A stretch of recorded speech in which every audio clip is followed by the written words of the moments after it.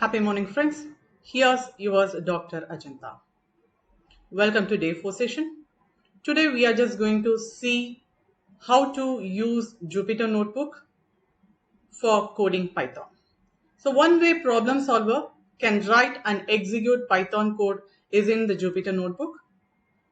So Jupyter Notebook contains Python code, the output that code produces and markdown cells, usually used to explain what the code means. So open the Jupyter Notebook with Windows through Start menu.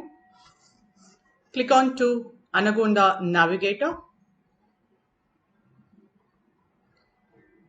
It just takes a short while to get open.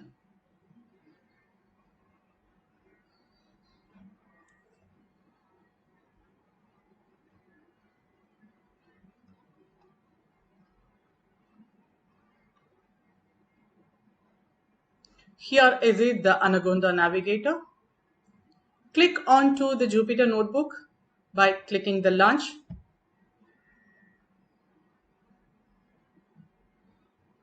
Onto that action, the Jupyter file browser opens in a web browser tab. Here, you can just create a separate folder to store all your files. I just made a separate folder for our challenge. Even though if you want to make here to create a new file, you can just click onto the new here on the top of the menu.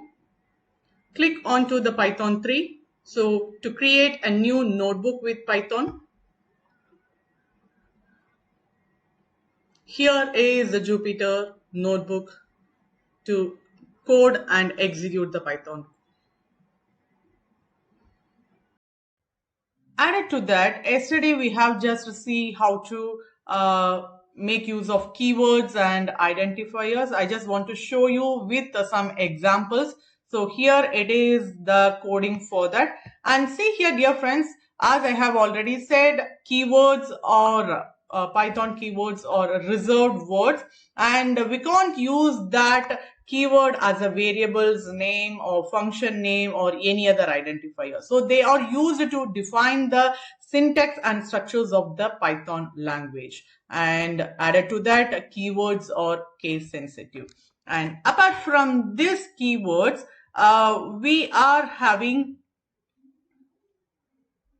apart from these keywords, see here, this false, none and true are in lowercase and they must be written as they are. So here is the list of all keywords given. And next, going further, see, actually you can see this list anytime by typing help keywords to the Python interpreter. Trying to create a variable with the same name as the reserved word results in an error. And see here let me just make use of this. This for is a keyword, and if you just use it as a variable name, it shows you an error. And see, as I have already said, that we can also use a keyword, but which is in a different manner. As it is a case sensitive, we can also make use of it as like for, F is it in a capital letter. Okay, and next, going for Python identifier. An identifier is a name given to an entities like class, functions, variables, etc. So it helps to differentiate one entity from another. And we have already discussed some set of rules for that. And identifier can be a combination of letters with lowercase, uppercase, or digits and an underscore. And an identifier cannot start with a digit. We have already seen an example as like one variable is invalid and variable one is acceptable. And keywords cannot be used as identifiers. Yeah, and see here global is a keyword, and if you just make use of as a variable, it is invalid. And to the same, you should not use special symbols like exclamatory, at symbol, hash, dollar, or percentage are in any identifiers. And see, if we just include it, it also gives you an error. And for your remembrance of some points, see, Python is a case sensitive language. This means variables with capital or a small letters are different. Okay, and always give the identifier a name that makes sense. Okay, and it would be easier to figure out what it represents when you look at your code after a long gaps. Okay, and multiple words can be separated using an underscore like this. See here, this is a long variable, and even though if it is separated words, it can be inclusion of underscore, and it shows in a differential manner. Okay, added up with some more statements, indentation and commands. Let me just see that's too. Yeah. What about that Python statement? See, actually Python statement instruction that a Python interpreter can execute or called a statement. For an example, A is equal to 1 is an assignment statement, if statement or for statement, while statement, etc., or other kind of statements which will be discussed later. And when coming to this multi-line statement, see, the end of a statement is marked by a new line character, but we can make a statement extended over multiple lines with the line continuation character as a backslash. See here, statement finishes at end of the line. Expect when there is an open braces or a parenthesis, you can also make use of it. And here, see, when you are just, for an example, here, if you are just making use of this one, the first cell 1 plus 2, it is an assignment line value of 1, and when coming to the second line, it is starting with the plus a symbol, and see, you are just being shown only the third one, that is the only calculating assignment line 1. Okay, and it is just not inclusion of this plus 3. And if you are making use of this backslash, if you include that backslash, it seems to be, yeah, there is a continuation in the next line. So this would result in error because there should not be no command and in a has or a space after this one.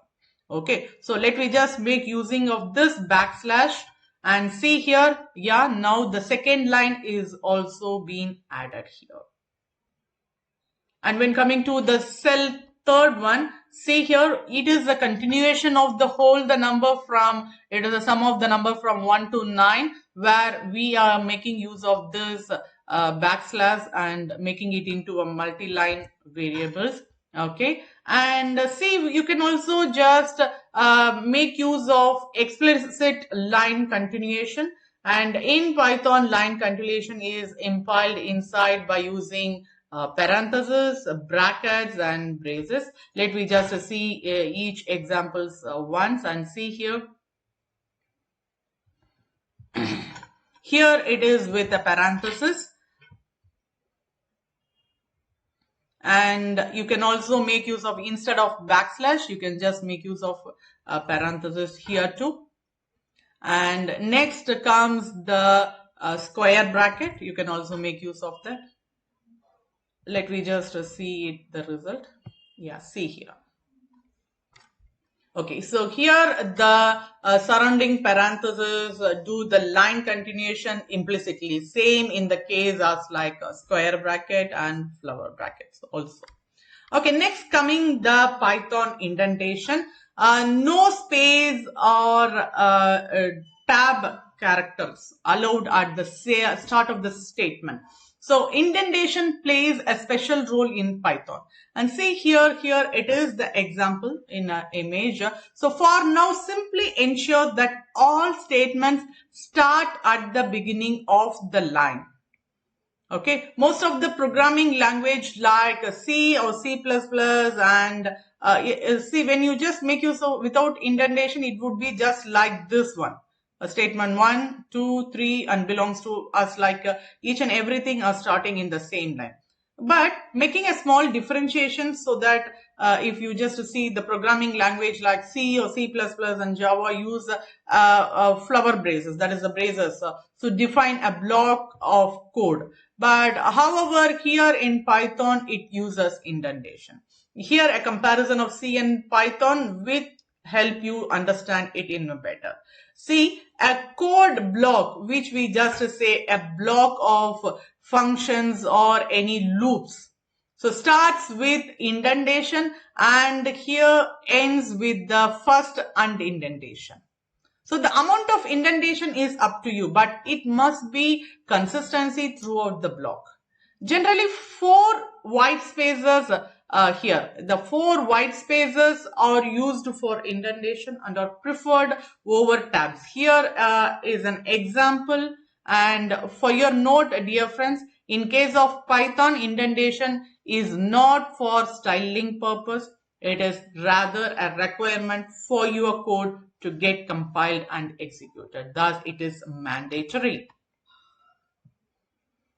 Okay, so if you just have a knowledge of this for loop, or if all the things, I think you would be able to understand. So the enforcement of indentation in Python makes the code look neat and clean. This results in Python program that look similar and consistency. So indentation can be ignored in line continuation, but it's always a good idea to indent. It makes the code more readable. For an example, see here, if true. So in the cell 8 and 9, you can just see both are the same, both are valid and do the same thing, but the formal style is clear. See, if you just provide the indentation in cell 8, the same thing in the 9, but it is without indentation. And see here, when you just provide an incorrect indentation, it will just result in an indentation error. Okay, next we are just going for the commands. Commands are very important while writing a program. So they describe what is going on inside a program so that a person looking at the source code does not have a hard time figuring it out. So you might forget the key details of the program, or you just wrote in a month's time, or so taking a time to explain this concept in the form of command is always fruitful. So in Python, we use the hash symbol to start writing a command. It extends up to the new line character, and commands are for programmers to better understanding a program. Python interpreter ignores the commands. So generally commands will look like this, which is in a default one is in a single line command. So because commands do not execute, when you run a program, you will not see any indication of the command there. So commands are in the source code for humans to read, not for the computers to execute. And it is advisable to use commands wherever it is needed. So even though if you just execute it, it is just going to do nothing. Okay, so the exact thing, you can also make use of inline command. So here, which it just shows what it is doing. What it's, if a command is placed on the same line as a statement, it is called the inline commands. So similar to the block command, an inline command begins with a single hash, that is a single hash symbol, and followed by a space and a command. It is recommended that an inline command should separate from the statement at least 2 spaces. So the example, it just shows you at least 2 spaces and then go with the command. And next, here we are having some examples on multiline. We can have commands that extends up to multiline. One way is to use the hash symbol at the beginning of each line, as like this. And if you are just providing wherever it is needed, and if it is not needed, it will just show you what is it is. So it is just executing the print function.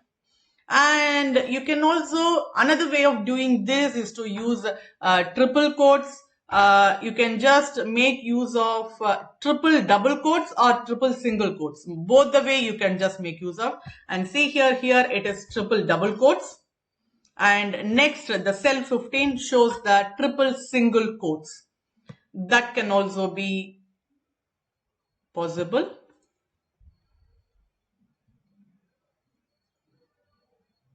And last one, it just shows how to make use of a multi-line command inside the print function. And the print function, it just shows to print it whatever be. So even though if it is a command, then it just shows without a space bar inside.